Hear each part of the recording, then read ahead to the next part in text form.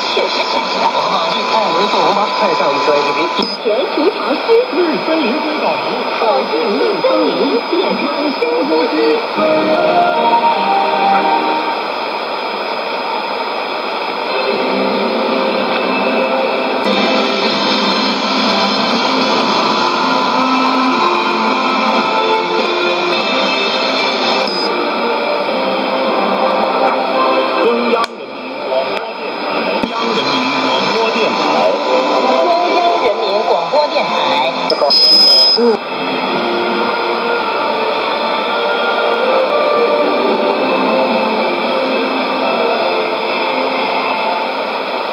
全国新闻联播，每天为您汇总梳理前天资讯。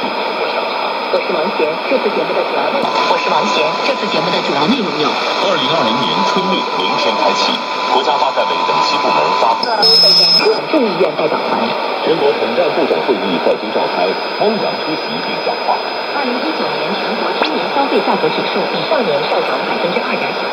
6批中央储备猪肉2万吨今天投放。